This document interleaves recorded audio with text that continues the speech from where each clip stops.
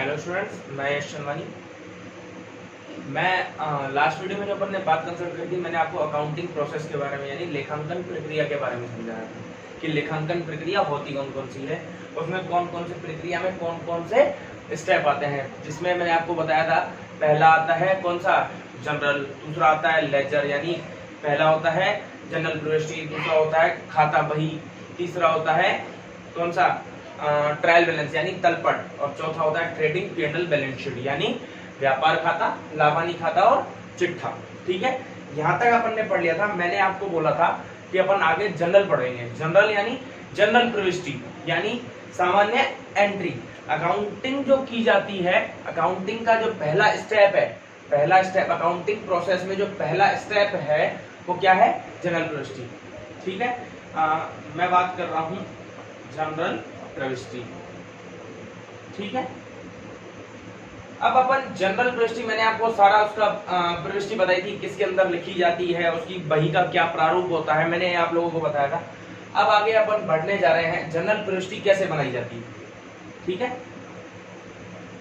कैसे बनाई जाती है। देखिए, जनरल प्रविष्टि कैसे बनाई जाती है। मैंने आपको जनरल प्रविष्टि, जनरल का वो डेफिनेशन भी आप लोगों को बता दिया था। अब बात कर रहे हैं जनरल प्रविष्टि कैसे बनाई जाती है, यानी जो अपन प्रारंभिक जो कार्य होता है लेखांकन का जो प्रारंभिक कार्य होता है वो क्या होता है, जनरल प्रविष्टि होता है। तो वो जनरल प्रविष्टि कैसे बनाई जाती है। जनरल प्रविष्टि बनाने से पहले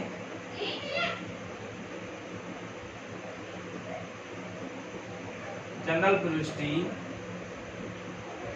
बनाने से पहले हमें 3 खातों को समझना होगा।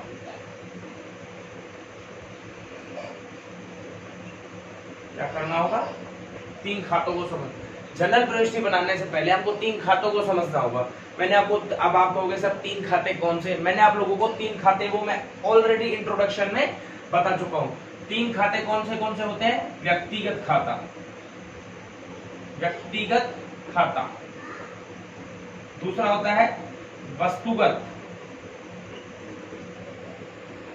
खाता, या इसको बोलते हैं वास्तविक। ठीक है, तीसरा होता है नाम मात्र खाता। कौन सा होता है, नाम मात्र खाता है। जनरल प्रविष्टि बनाने के लिए सबसे पहले हमको ये 3 खातों को समझना होगा। पहला होता है व्यक्तिगत खाता, दूसरा होता है वस्तुगत या वास्तविक खाता, और तीसरा होता है नाम मात्र खाता। मैंने आप लोगों को बोला था, इंट्रोडक्शन में बताया था कि अब हम जब भी बात करेंगे, एक तो बिजनेस पर्पस यानी व्यवसायिक उद्देश्य की बात करेंगे, और एक डबल अकाउंटिंग सिस्टम यानी दोहरा लेखा पद्धति की बात करेंगे। तो दोहरा लेखा पद्धति की बात करेंगे तो उसमें क्या था कि 2 पक्ष प्रभावित होते हैं हमेशा। तो ये जो खाते हैं, प्रत्येक खाते में 2-2 पक्ष प्रभावित होंगे। प्रत्येक खाते में 2-2 पक्ष प्रभावित होंगे। कितने, 2 पक्ष प्रभावित होंगे। इसमें भी यही होगा, 2 पक्ष प्रभावित होंगे, और इसमें भी 2 पक्ष ही प्रभावित होंगे। अब ये 2 पक्ष होते कौन कौन से हैं, मैंने आपको वापस इंट्रोडक्शन में बताया था। मैंने इसीलिए ही इंट्रोडक्शन दिया था कि आगे जब मैं बोलता जाऊं तो आपको वो सारी चीजें रिकॉल होती जाएं और आप अकाउंट से जुड़ते जाएं। इंट्रोडक्शन में मैंने आपको 2 पक्ष बताए थे, एक नाम तो दूसरा जमा। 2 पक्ष कौन कौन से बताए थे, एक नाम तो दूसरा जमा, यानी एक DR तो दूसरा CR, एक डेबिट तो दूसरा क्रेडिट। ये बताया था कि नहीं बताया था। तो 2 पक्ष, दोहरा लेखा पद्धति में 2 पक्ष, एक डेबिट तो दूसरा क्रेडिट, एक नाम तो दूसरा जमा, एक DR तो दूसरा CR।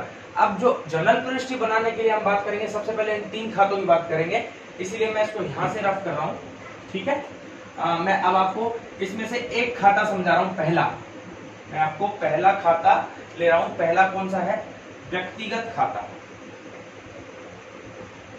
व्यक्तिगत खाता, व्यक्तिगत खाता क्या होता है, यानी व्यक्ति यानी कोई भी व्यक्ति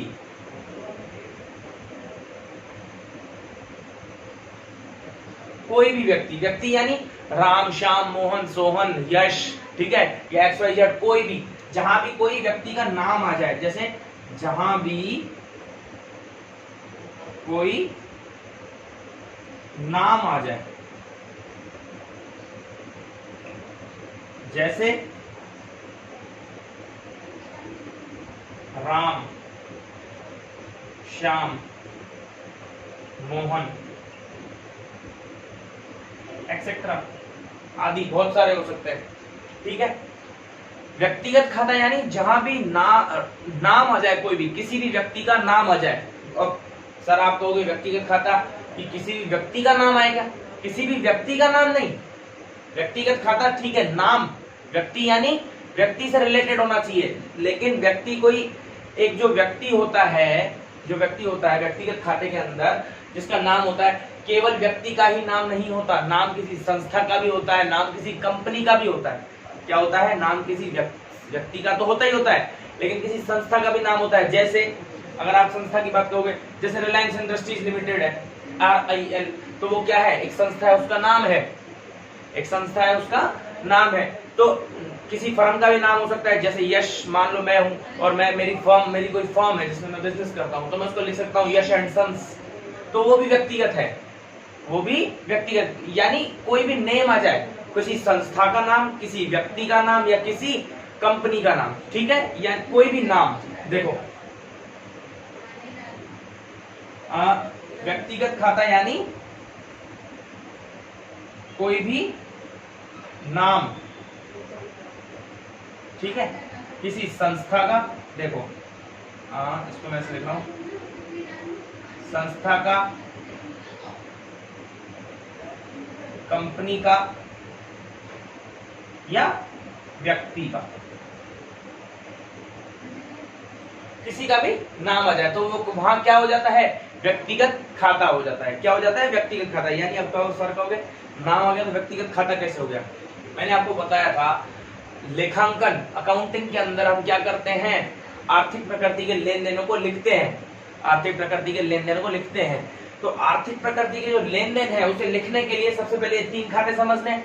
अब ये 3 खाते क्यों समझने हैं? जब कोई भी लेन देन को हम देखेंगे, कोई भी लेन देन, जैसे मैंने लिख दिया लेन देन, मैंने लिख दिया कि राम अलवर गया, राम अलवर गया, मैंने ये लिख दिया, तो उस लेन देन में कोई ना कोई खाता ये रिफ्लेक्ट जरूर होगा, कोई ना कोई खाता वहां पे हिट जरूर होगा, शो दिखेगा आपको कोई ना कोई खाता। जैसे मैंने बोला राम अलवर गया, तो यहाँ पे आपको क्या दिख रहा है? राम दिख गया, तो राम क्या हो गया? व्यक्तिगत खाता हो गया, ठीक है।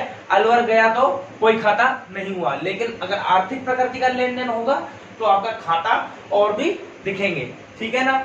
मैंने व्यक्तिगत आपको बताया, कोई भी व्यक्ति, पर्सन, कोई भी जिसका भी कहीं नाम आ जाए, व्यक्ति का, संस्था का, कंपनी का, ठीक है। अब इसका रूल क्या होता है? ठीक है, इसका रूल क्या होता है, मैं इसको यहां से रफ कर रहा हूं, ठीक है। देखिए रूल व्यक्तिगत खाते का,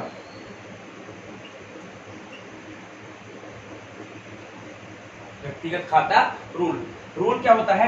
यानी दोहरा लेखा पद्धति की बात कर रहे हैं तो 2 ही पक्ष प्रभावित होंगे, तो 2 पक्ष प्रभावित होंगे, तो एक नाम तो दूसरा जमा, तो यानी पहला जो होगा ए, वो क्या होगा?